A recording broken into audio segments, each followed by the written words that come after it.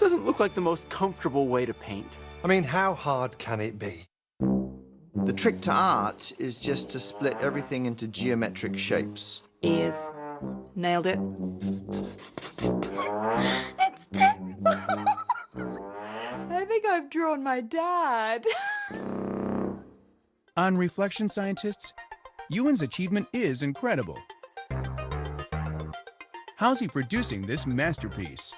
Ewan has come up with a very clever technique to get an accurate self-portrait. He's painting his true image by facing a mirror and drawing his own portrait from behind the canvas?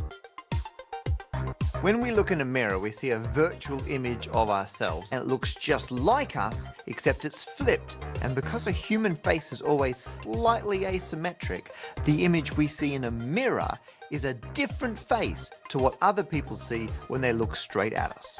Most artists, if they're doing a self-portrait, then they're going to look at their reflection in the mirror and paint on a canvas in front of them. The result of a self-portrait using this traditional method is a mirror image portrait. It's not a true representation of what they actually look like. To get around this issue and paint a true portrait of himself, Ewan turns the canvas around to face the mirror too. He can then paint his portrait by looking at the brush strokes he's making on the canvas in the mirror. By doing this, he can counteract the effect of the mirror flipping his image. The mirror image of a mirror image is the true image. Brush on the canvas requires a backward rather than a forward motion. Brush control is challenging at first, but it's remarkable how much the brain can adjust to a change in viewpoint. The grim, focused look on Ewan's face lets us know just how hard. Good job, team. Good job. He's able to set this record by skating behind a vehicle towing a custom-made aero shield. As the vehicle drives into the wind, the shield deflects the air particles.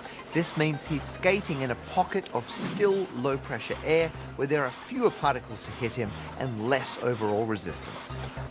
Kjeld is using specially designed speed skates known as clap skates, which are longer and less curved than the ones used in hockey or figure skating. These allow him to take long gliding strides and ensure maximum efficiency in each push.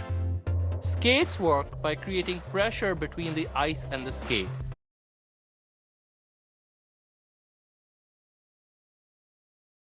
This pressure lowers the melting point of the ice and it melts to create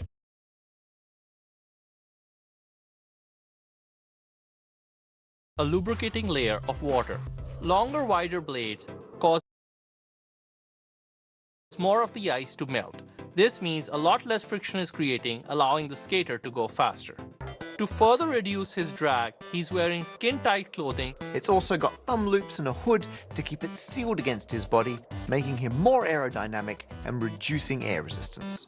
He manages to smash the world record. Now that's what I call an icebreaker. Good job, team. Good job.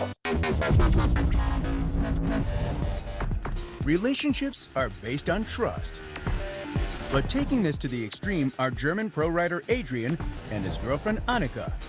This is a trust exercise taken to the next level.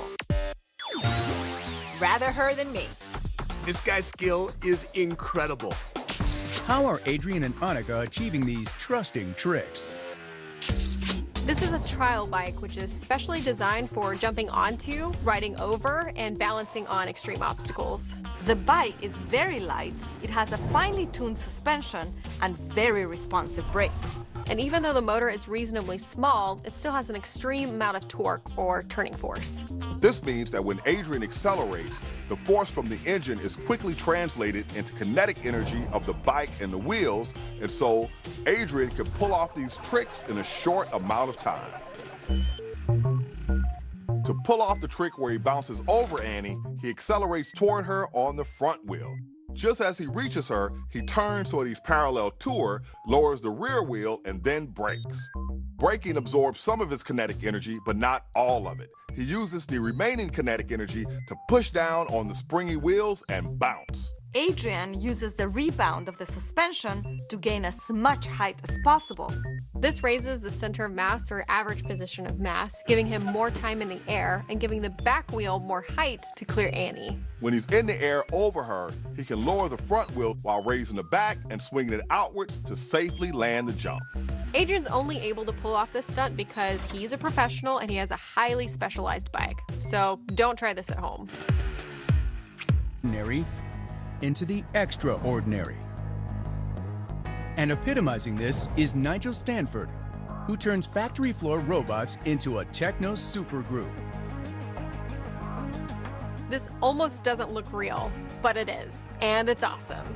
Over 30 million people have watched the robots play piano, get down on the decks, rock a drum solo, and even wield guitar picks.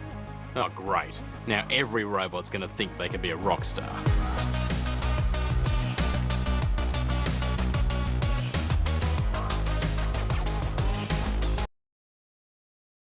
I was inspired to make the video after seeing a bunch of videos of robots doing cool stuff on YouTube, and I just thought it was a good opportunity to do it because no one had sort of done it in the way that I'd imagined doing it. It's good to dive into these things and not know how hard they're going to be, otherwise you wouldn't start anything.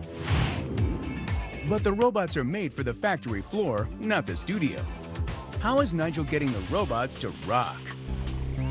These robots are normally used for industrial purposes, assembling cars. To turn them into musicians, Nigel spent a month with them in his garage, carefully programming every movement. The results look so human because the arms move and play with the same rhythms and movements of human musicians.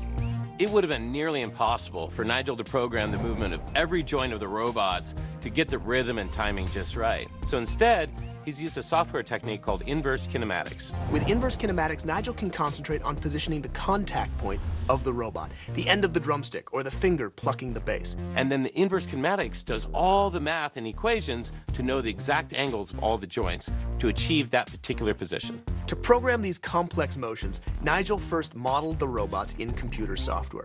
He was then able to animate the motions of the robots entirely in the computer, and then take those motions and put them onto the real robot arms. He would listen to it, see how it sounds, and then he would go back and modify it to make it sound better. Through this process of trial and error, he finally came to this endpoint. It just took him a month. These robots play 5 main instruments, and of these instruments, piano, synth, and drums are the easiest. But the bass and the turntables are much more difficult. This is because the robots must press down hard enough on the turntables and the strings of the bass to play them, but not so hard as to destroy them. They have to be programmed in all 3 dimensions to make sure they hit with the right force in the right locations. I will bet he had many snap strings and many shattered records. I think probably the most difficult was the DJ, to get the robot to push down lightly enough on the record to stop it moving, but also not so hard that it, stopped the turn.